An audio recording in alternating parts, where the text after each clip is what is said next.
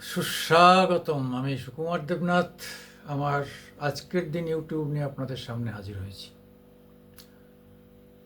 আজকে সেলিম সাহেবের বক্তব্য শুনে খুব হতাশ হলাম। হতাশ শব্দটব্দগুলো এখন ক্লিশে হয়ে গেছে।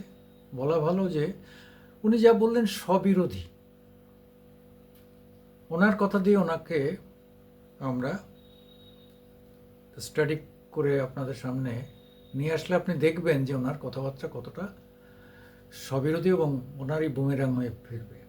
প্রথমে বলি চিটফান্ড। 41টা চিটফান্ড এই রাজ্যে প্রসার লাভ করে বাম আমলে। বারুইপুরে চিটফান্ডের অফিস এবং সিপিআইএমের অফিস একটা বাড়িতে ছিল, পরে কাছাকাছি হয়ে আসলো, আলাদা বাড়ি তৈরি হলো। কার টাকায়? হিসাব করে দেখুন। জেলা জেলা কমিটির বাড়ি হলো কার টাকায়? যাক, সেটাও বাদ দিলাম। পরে যেটা বললেন যে গুন্ডা পান্ডাদের সমস্ত সিকিউরিটি গার্ড দেওয়া হচ্ছে। তো সিকিউরিটি গার্ড গুন্ডা পান্ডাদের যদি দেওয়া হয়, তাহলে আপনাদের আমলে পঞ্চায়েত থেকে আরম্ভ করে জেলা, থানা লেভেল, মানে আপনাদের তো লোকাল কমিটি ছিল, পঞ্চায়েতের 3টে স্তর ছিল, পার্টিতে 4টে স্তর ছিল, লোকাল, জোনাল, জেলা, রাজ্য, কেন্দ্র, পলিট ব্যুরো তুললে আরও। এরা সবাই তো সিকিউরিটি পেতেন। আপনারাই তো শুরু করেছিলেন। আমি জানি বাসন্তীতে গৌর সর্দার, সোনাকালীর এপারে, উনি প্রধান ছিলেন। গৌর সর্দার, এখনও বলছি। আমরা কয়েকজন সাংবাদিক একবার যাচ্ছিলাম বাসন্তীতে, যাওয়ার পথে দেখছি যে গৌরবাবুকে ঘিরে আছেন বাসন্তী থানারই 8জন পুলিশ। আমরা নদী, হোগল নদী পার হয়ে, তখন ব্রিজ হয়নি, খেয়ায় পার হয়ে ওপরে গেলাম সাংবাদিকরা। থানায় গিয়ে দেখি যে কোনো অফিসার নেই, যে লোক বসে আছে তাদের ডায়েরি নেবে, চিঠি নেবে। ও যাক, একজন এএসআই কখনো সামলাচ্ছেন, আবার অন্যদিকেও দেখছেন, বন্ধ হচ্ছেন, সব করে টোরে ল্যান্ড ফোন, তখন সব করে টোরে থানা অচল, সব নেতাদের পিছনে পিছনে। মানে এটা একটা থানার বলছি, তার মানে সব থানারই এরকম অবস্থা ছিল। তাহলে সেটাও আপনাদের চালু করা, সেটা এখনো চলে। এখনো চলছে না সব বলবো না, এখনো চলে। তারপরে ধরুন আপনারা যে কথা বলছেন, মোহন ভাগবত এসে নাকি বিজেপি আর তৃণমূলকে পড়িয়ে যাচ্ছে। আপনি বিজেপি এবং তৃণমূলকে এক দলে ফেলে দিলেন।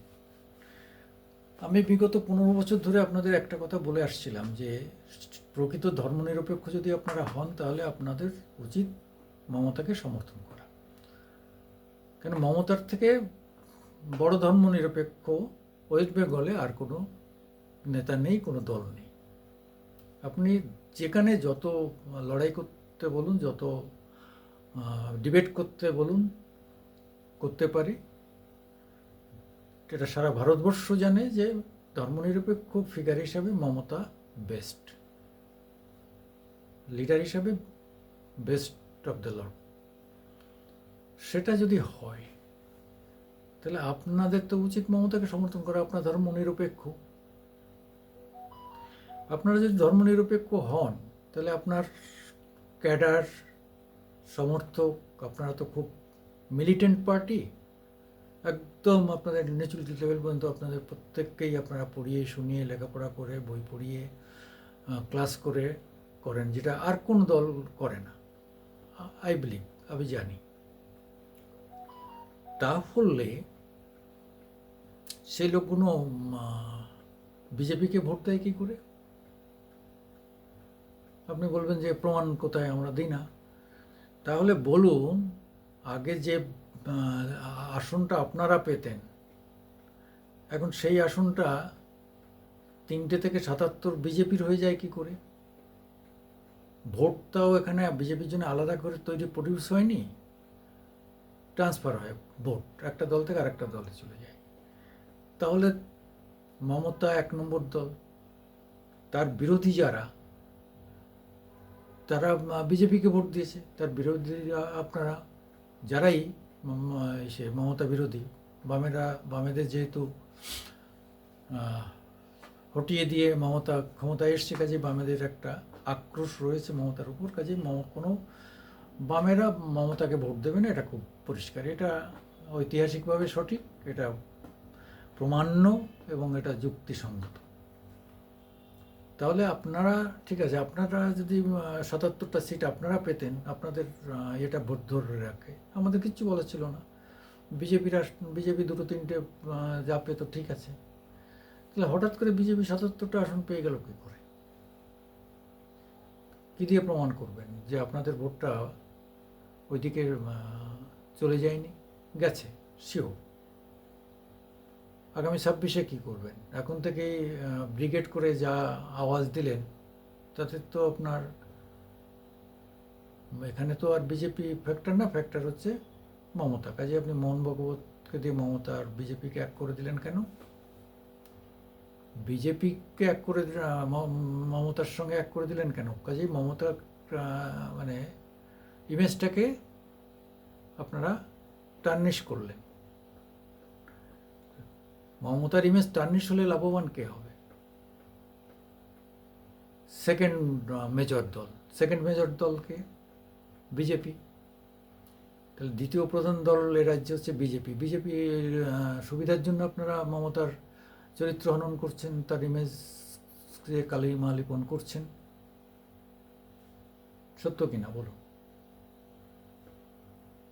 হায় রে বামপন্থী, আপনাদের এখনো বলছি, আপনারা যদি সত্যিকারেরই ধর্মনিরপেক্ষ হন, আপনাদের উচিত নিঃশর্তে মমতার সঙ্গে হাত মেলানো, মমতাকে সমর্থন দিয়ে দেওয়া।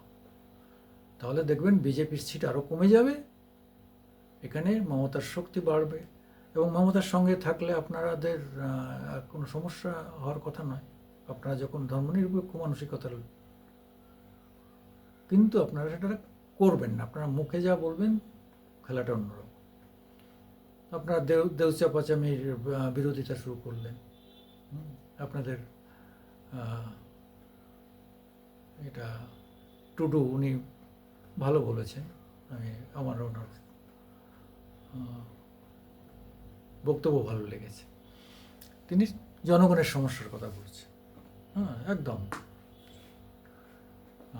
জনগণের কথা তুলে ধরেছেন, ভালো লেগেছে, তিনি ইয়ে করেছেন। কিন্তু অর্থাৎ আপনারা দেউচা পচামি করতে দেবেন না। এখানে একটা বিশাল খনিজ দ্রব্য, তার তো মূল্য আছে। মানুষের গ্রাম, তাদের যদি অন্য ব্যবস্থা করা হয়, তাহলে পৃথিবীতে কালকে যদি সত্যিকারই আপনার বাড়ির নিচে, আপনি শোনেন যে আপনার বাড়ির নিচে কয়েক হাজার কেজি সোনা আছে, আপনি কি করবেন? আপনি নিজেই আপনার বাড়ি ভেঙে খুঁড়ে বের করবেন। আমিও তাই করব। আমার কথা হচ্ছে, এখানে দেউচা পঞ্চমীতে আপনারা নজর রাখুন যে লোকগুলোকে শিফট করা হচ্ছে, তারা যেন ক্ষতিপূরণটা পায়, তারা ঠিকমতো বসতটা পায়, শেল্টারটা পায়, তাদের ভবিষ্যৎটা হয়, সে নিয়ে আন্দোলন করুন। কিন্তু আপনারা দেউচা পুজো কিছু করতে দেবেন না। তাহলে কয়লা খনি যদি না বেরোয়, কয়লা যদি না বেরোয়, এখন তো কয়লার যুগ, কয়লা পাওয়ার জেনারেট করে, তাহলে কয়লার যুগ, সেখানে আপনি কয়লা আটকে দেবেন। কয়েকটা ভোটের জন্য কত ভোট পাবেন ওখানে? সব মিলিয়ে কত 15-20 হাজার ভোট পাবেন ধরে নিলাম, তাতে তো কিছু যায় আসে না। তাহলে প্রতি পদে পদে মমতাকে আটকে আপনাদের কী লাভ হচ্ছে? কোনো লাভ নেই। বরং এখনও বলছি, আপনারা যদি ধর্মনিরপেক্ষ হন, আপনারা 26-এ ওপেনলি ডিক্লেয়ার করুন যে আমরা মমতাকে সমর্থন করব। মমতা চাক আর না চাক, মমতা আপনাকে দলে নিক আর না নিক, আপনি আপনার কথাটা বলুন যে আমরা ধর্মনিরপেক্ষতার পক্ষে থাকতে চাই, আমরা মমতার পক্ষে থাকতে চাই। ওইসব ভগবত দেখিয়ে কোনো লাভ নেই। কারণ হচ্ছে এখানে তো মমতাই জিতবে, আর বিজেপির সেকেন্ড পার্টি হবে। তো সেই জায়গায় আপনারা বিজেপির সেকেন্ড পার্টি হতে গেলে তার যে ৭৭টা সিট ছিল সেটা যেন নেমে ৩৭-এ আসে, তার ব্যবস্থা করুন। তাহলে তো অন্তত বলতে পারবেন যে সাম্প্রদায়িক হিন্দু সাম্প্রদায়িক শক্তিকে আমরা প্রতিহত করতে পেরেছি, মেজর এটাকে আটকাতে পেরেছি। তাহলে তো সংখ্যালঘুদের সামনে যে বলতে পারবেন আমরা এই কাজটা করেছি। না হলে সংখ্যালঘু মরেছে বলে আপনি মুর্শিদাবাদে চিৎকার করে লাভটা কী হবে? সেখানে তো দুপক্ষেই মরেছে, বরং মেজর মেজর হিন্দুরা বেশি মরেছে। তো সেখানে আপনি একজন সংখ্যালঘু মরেছে সমর্থন করেছেন, ঠিকই আছে, কিন্তু ওই লড়াইটাকে তো আপনার সমর্থন করা উচিত হয়নি। বাংলাদেশকে আপনি বাংলাদেশের হিন্দু নির্যাতন সেটা নিয়ে বলতে পারলেন না।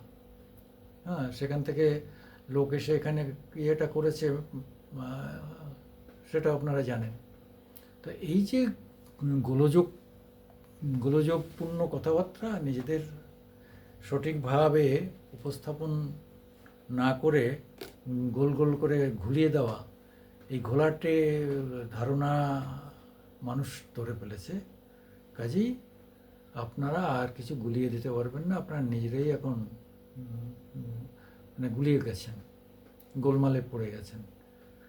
আপনাদের আজকে ২৫,০০০ লোক এসছে, আগামী কিন্তু ২৫,০০০ ভোট পাওয়া কষ্টকর হয়ে যাবে। এখন তো ৬% আছে, এটা ৩%-এ নেমে আসবে। দেখুন, আমি সুকুমার দেবনাথ আমার আজকের দিন ইউটিউব নিয়ে আপনাদের সামনে আসি। আপনাদের মতামত থাকলে আপনারা বলবেন।